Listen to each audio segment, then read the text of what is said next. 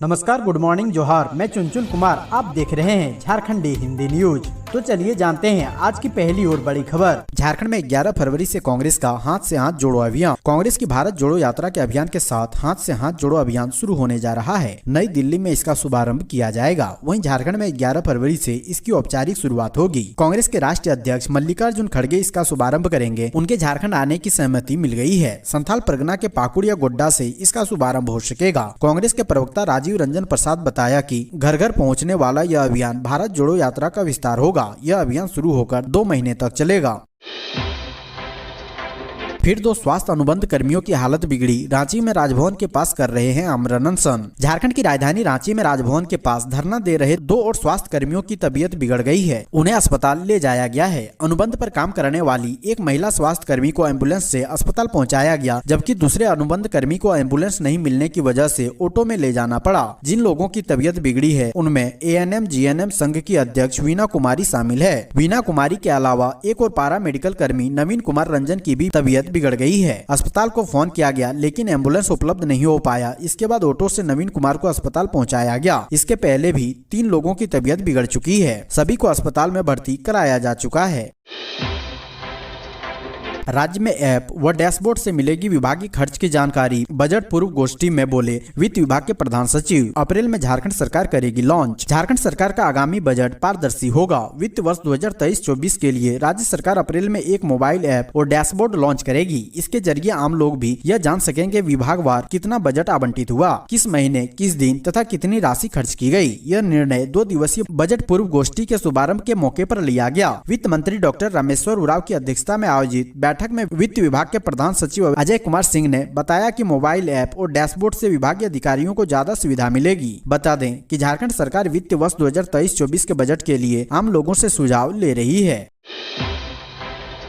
बोकारो में पारा स्वास्थ्य कर्मियों की प्रदर्शन जारी। भिक्षा टनकर सरकार से सेवा अस्थायी करने की मांग। सेवा नियमितीकरण की मांग को लेकर अनुबंध पर कार्यरत पारा स्वास्थ्य कर्मियों की मांगों पर सरकार के द्वारा अब तक किसी भी तरह का निर्णय नहीं लिया गया है। इसको लेकर पारा शिक्षक कर्मियों में आक्रोश है। सरकार की नीतियों के विरोध में शनिवार को पारा स्वास्थ्य कर्मियों ने भिक्षाटन किया। इस दौरान स्वास्थ्य कर्मियों ने हाथों में टोकरी लेकर सदर अस्पताल और सिविल सर्जन कार्यालय पहुंचकर भिक्षाटन किया। कर्मियों का कहना है कि हमारी स्थिति इस सरकार ने दयनीय कर दी है। हम पिछले 15 से 20 वर्षों से 15 से 20 हजार रुपए के मानदेय पर काम कर रहे हैं। कर्मियों ने कहा है कि हम चाहते हैं कि सरकार हमारी सेवा को अस्थायी करे। कहा कि सरकार ने वर्ष 2014 में पारा शिक्षकों की सेवा अस्थायी की थी, उसी तर्ज पर हमारी सेवा भी अस्थायी की जाए। धनबाद के हॉस्पिटल में आग से 5 लोगों की मौत पर सरकार ने DC से मांगी रिपोर्ट। CM ने जताया दुख। धनबाद के प्राइवेट हॉस्पिटल में आग लगने से डॉक्टर दंपति सहित 5 लोगों की मौत के मामले पर राज्य के मुख्यमंत्री हेमंत सोरेन और स्वास्थ्य मंत्री बन्ना गुप्ता ने गहरा दुख व्यक्त किया और मृतकों के परिजनों के प्रति संवेदना जताई। राज्य सरकार ने हादसे के कारणों पर जिले के उपायुक्त से रिपोर्ट मांगी है और हादसे में घायल हुए लोगों के इलाज की बेहतर व्यवस्था का निर्देश दिया है। सभी मृतक हाजरा परिवार के हैं। हादसे में हाजरा क्लिनिक एंड हॉस्पिटल के संचालक डॉक्टर विकास हाजरा और उसकी पत्नी डॉक्टर प्रेमा हाजरा, डॉक्टर विकास का भांजा सोहेल खामरू, खाना बनाने वाली तारा और डॉक्टर विकास के घर आए शंभू सिंधो नामक मेहमान शामिल है। शुरुआत में हादसे में 6 लोगों की मौत की बात कही गई थी, लेकिन जिला प्रशासन ने 5 लोगों के मरने की पुष्टि की है।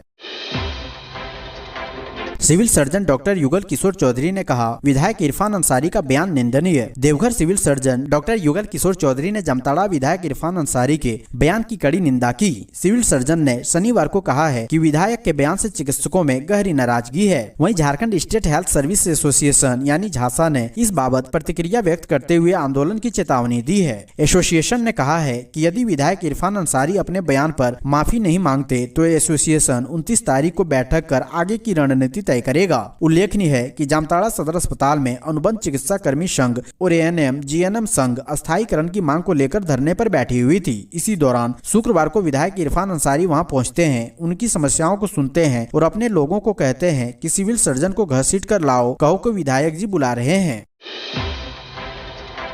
देवघर एयरपोर्ट पर बाबा रामदेव का भव्य स्वागत। बाबा रामदेव देवघर से प्रसन्न सागर जी महाराज का महापारण महोत्सव में भाग लेने गए पारसनाथ। योग गुरु बाबा रामदेव हवाई मार्ग से देवघर एयरपोर्ट पहुंचे। एयरपोर्ट के बाहर बाबा रामदेव को समर्थकों ने गर्मजोशी से स्वागत किया। बाबा रामदेव देवघर से पारसनाथ गिरिडीह की ओर रवाना हुए, जहां जैन समुदाय का तीर्थ स्थल शिखर जी में आयोजित प्रसन्न सागर जी महाराज का महापारण महोत्सव में भाग लेने गए। पिछले 557 दिन से प्रसन्न सागर जी महाराज मौन व्रत धारण किए हुए थे। उन्होंने अपने उपवास को तोड़ा है। झारखंड राज्य दिगंबर जैन धार्मिक न्यास बोर्ड की अध्यक्ष तारा चंद्र जैन ने बाबा रामदेव के कार्यक्रम की जानकारी देते हुए बताया है कि महापारण महोत्सव में शामिल होने के बाद बाबा रामदेव देवघर के बाबा मंदिर में पूजा अर्चना करेंगे, फिर वे यहां से हरिद्वार के लिए निकल जाएंगे। बाबा रामदेव का देवघर एयरपोर्ट पर हजारों की संख्या में लोगों ने गर्मजोशी से स्वागत किया।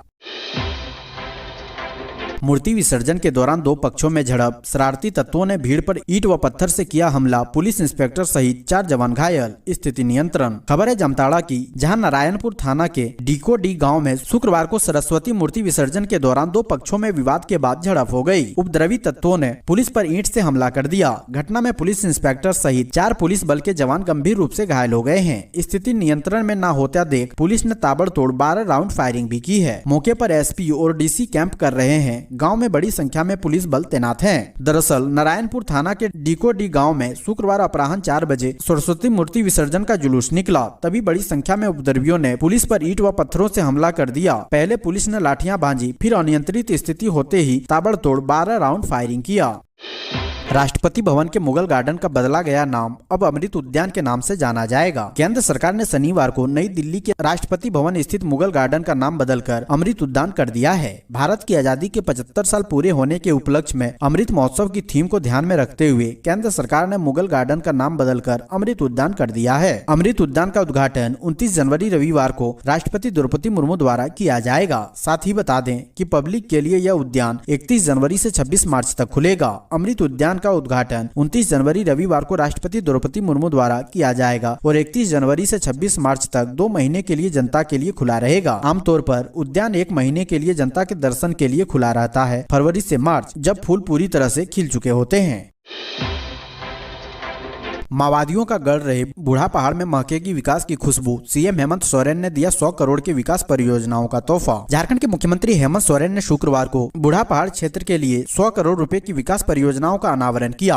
हेमंत सोरेन कभी माओवादी गढ़ माने जाने वाले बुद्धा पहाड़ का दौरा करने वाले पहले मुख्यमंत्री बने। इस दौरान सीएम ने कहा कि गोलियों की तड़तड़ाहट के बजाय विकास की गूंज झारखंड और छत्तीसगढ़ के 3 जिलों में फैले इस क्षेत्र में सुनाई देगी। सीएम हेमंत सोरेन ने कहा कि बूढ़ा पहाड़ विकास परियोजना के तहत आवास, स्वास्थ्य, शिक्षा और सुरक्षित पेयजल जैसी बुनियादी सुविधाएं प्रदान करने के अलावा निवासियों की वित्तीय स्वतंत्रता पर जोर होगा। इसके साथ ही गढ़वा जिले के टिहरी पंचायत और लातेहार के ऑक्सी पंचायत के 11 गांवों तक सामाजिक सुरक्षा योजनाओं का लाभ पहुंचाना सरकार सुनिश्चित करेगी। मैट्रिक इंटर की परीक्षा को लेकर तैयारियां जोरों पर। राज्य में 14 फरवरी से मैट्रिक इंटर की परीक्षाएं होनी है। इसे लेकर जैक ने अधिसूचना जारी कर दी है। परीक्षा के मद्देनजर रांची जिले के सेंटरों पर तैयारियां शुरू कर दी गई है। रांची जिले में मैट्रिक परीक्षा के लिए 105 सेंटर बनाए गए हैं। वहीं 57 केंद्रों पर इंटरमीडिएट की परीक्षा होगी। मैट्रिक परीक्षा में 36,183 और इंटरमीडिएट में 34,926 छात्र छात्राएं शामिल होंगे। परीक्षा के दौरान कोविड नियमों का पालन किया जाएगा। जिला शिक्षा अधीक्षक ने इसे लेकर जानकारी दी है। उन्होंने कहा है कि परीक्षा के दौरान केंद्रों पर नकल करने वाले और विधि व्यवस्था बिगाड़ने वालों पर सख्त कार्रवाई की जाएगी। इसको लेकर केंद्रों का निरीक्षण किया जा चुका है। रिम्स में बढ़ाए गए बेड, फिर भी परेशान है मरीज, अब की जाएगी नर्सों की बहाली। झारखंड के सबसे बड़े अस्पताल रिम्स में मरीजों को आए दिन बेड के लिए संघर्ष करते देखा जाता है। कई बार तो इस संघर्ष के बीच कई मरीजों की जान चली जाती है। कुछ दिन पहले भी ऐसी घटना घटी है, जहां बंगाल से आए मरीज को बेड नहीं मिल पाने की वजह से घंटों तक एम्बुलेंस में ही इंतजार करना पड़ा और इस बीच मरीज की जान चली गई। इसे लेकर रिम्स प्रबंधन पर कई सवाल भी उठे।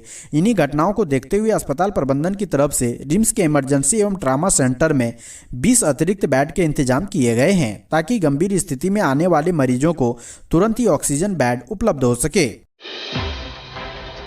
विधायक ढुल्लू मोहतो की पत्नी ने पुलिस प्रशासन के खिलाफ ठोका मुकदमा। बघमारा के विधायक ढुल्लू मोहतो की पत्नी सावित्री देवी ने धनबाद पुलिस और झारखंड सरकार के विरुद्ध प्रधान जिला एवं सत्र न्यायाधीश राम शर्मा की अदालत में मानवाधिकार हनन का मुकदमा दायर किया है। वरीय अधिवक्ता एस एन मुखर्जी, विदेश दा व राधेश्याम गोस्वामी ने शनिवार 28 जनवरी को प्रेस वार्ता में बताया कि झामुमो की सरकार बनने के बाद से ढुल्लू मोहतो को परेशान किया जा रहा है, कारण वह भाजपा के विधायक हैं और हमेशा सरकार की नीतियों का विरोध करते रहते हैं। सरकार राजनीतिक देश के कारण उन्हें पुराने मामलों में फंसाकर जेल में रखने का काम कर रही है। यह भारतीय संविधान के अनुच्छेद 14 एवं 21 के तहत दिए गए अधिकार का उल्लंघन है। सावित्री देवी ने आरोप लगाया है कि एसएसपी ने सभी थाना प्रभारी को निर्देश दिया है कि वह विधायक ढुल्लू मोहतो के खिलाफ मुकदमा करते रहें व उन्हें जेल में ही रखें। इसके बाद से ही जिले के सभी थाना प्रभारी विधायक ढुल्लू मोहतो के पीछे पड़ गए हैं, उन्हें विभिन्न मामलों में फंसा रहे हैं ताकि वह जेल से बाहर नहीं आ सके।